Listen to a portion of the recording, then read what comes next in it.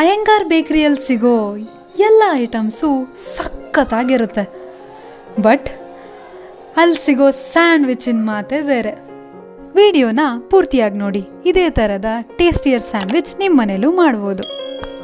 Sandwich ಮಾಡೋದಕ್ಕೆ ಬೇಕಾಗಿರುವ ingredients: 1 ಸಣ್ಣದಾಗಿ ಹೆಚ್ಚಿಟ್ಕೊಂಡ ಈರುಳ್ಳಿ, ಸ್ವಲ್ಪ ಸಣ್ಣದಾಗಿ ಹೆಚ್ಚಿಟ್ಕೊಂಡ ಕ್ಯಾಬೇಜ್, 2 ರಿಂದ 3 ಸಣ್ಣದಾಗಿ ಹೆಚ್ಚಿಟ್ಕೊಂಡ ಹಸಿಮೆಣಸಿನ್ಕಾಯಿ, 1 ಸಣ್ಣದಾಗಿ ಹೆಚ್ಚಿಟ್ಕೊಂಡ ಕ್ಯಾಪ್ಸಿಕಮ್, 1 ಮೀಡಿಯಂ ಸೈಜ್ ಟೊಮ್ಯಾಟೊ ಸಣ್ಣದಾಗಿ ಹೆಚ್ಚಿಟ್ಕೊಂಡಿರೋದು, 1 ಸಣ್ಣದಾಗಿ ತುರಿದಿಟ್ಟುಕೊಂಡ ಕ್ಯಾರೆಟ್, ಸ್ವಲ್ಪ ಕೊತ್ತಂಬರಿ ಸೊಪ್ಪು, ರುಚಿಗೆ ತಕ್ಕಷ್ಟು ಉಪ್ಪು, 1 ಟೀ ಸ್ಪೂನ್ ಜೀರಿಗೆ, 1 ಟೀ ಸ್ಪೂನ್ ಚಾಟ್ ಮಸಾಲ, 1 ರಿಂದ 2 ಟೀ ಸ್ಪೂನ್ ಖಾರದ ಪುಡಿ, ಎಣ್ಣೆ,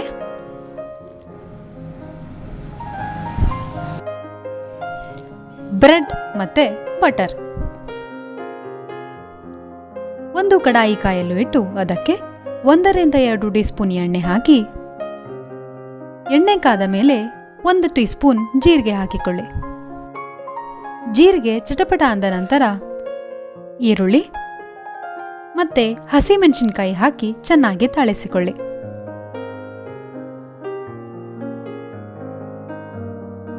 ಈರುಳ್ಳಿ ಸ್ವಲ್ಪ ಬೆಂದ ನಂತರ ಕ್ಯಾಪ್ಸಿಕಮ್, ಕ್ಯಾಬೇಜ್, ಕ್ಯಾರೆಟ್ ಹಾಕಿ ಮತ್ತೆ ಕೈಯಾಡಿಸಿ ಮುಚ್ಚಳ ಮುಚ್ಚಿ ಬೇಯಲು ಬಿಡಿ.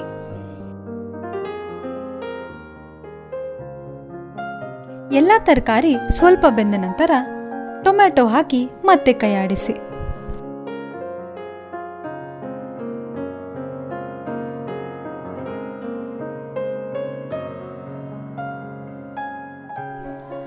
ಇದಕ್ಕೆ ರುಚಿಗೆ ತಕ್ಕಷ್ಟು ಉಪ್ಪು, 1 ರಿಂದ 2 ಟೀ ಸ್ಪೂನ್ ಖಾರದ ಪುಡಿ ಹಾಕಿ ಚೆನ್ನಾಗಿ ಕಲಿಸಿ.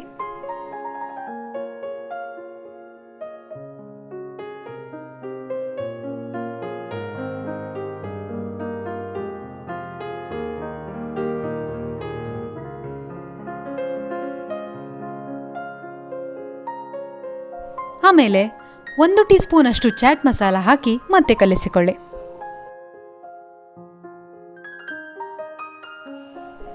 ನಂತರ 1 ರಿಂದ 2 ಟೀ ಸ್ಪೂನ್ ಟೊಮ್ಯಾಟೊ ಸಾಸ್ ಹಾಕಿ ಸ್ವಲ್ಪ ಕೊತ್ತಂಬರಿ ಸೊಪ್ಪನ್ನು ಹಾಕಿ ಚೆನ್ನಾಗಿ ಕಲಿಸಿಕೊಳ್ಳಿ.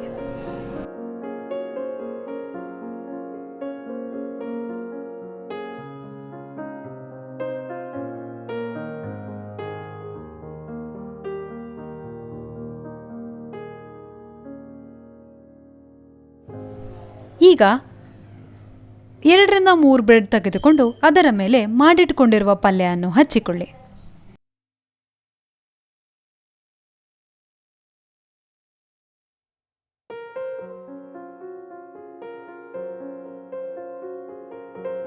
ಆಮೇಲೆ 1 ತವಾ ಕಾಯಲು ಇಟ್ಟು ಅದರ ಮೇಲೆ ಬೆಣ್ಣೆ ಹಾಕಿ ಈ ಬ್ರೆಡ್ಗಳನ್ನು ತವಾ ಮೇಲೆ ಹಾಕಿ ಚೆನ್ನಾಗಿ ರೋಸ್ಟ್ ಮಾಡಿಕೊಳ್ಳಿ.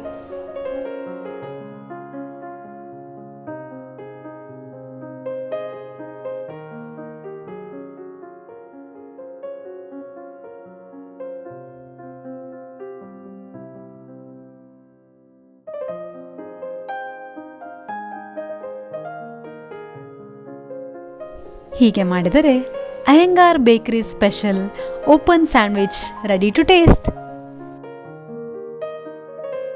ಇದ್ರ ಮೇಲೆ ಸ್ವಲ್ಪ ಚೀಸ್ನ ಹಾಗೆ ಗ್ರೇಟ್ ಮಾಡಿ ಟೊಮ್ಯಾಟೊ ಸಾಸ್ ಅಥವಾ ಚಿಲ್ಲಿ ಸಾಸ್ ಜೊತೆ ತಿಂದರೆ ಅದ್ರ ಮಜಾನೇ ಬೇರೆ. ನಿಮಗೆ ಈ ರೆಸಿಪಿ ಇಷ್ಟ ಆದರೆ ಲೈಕ್ ಮಾಡಿ, ಶೇರ್ ಮಾಡಿ, ಸಬ್ಸ್ಕ್ರೈಬ್ ಮಾಡಿ, ಬೆಲ್ ಐಕನ್ನ ಪ್ರೆಸ್ ಮಾಡೋದು ಮರಿಬೇಡಿ.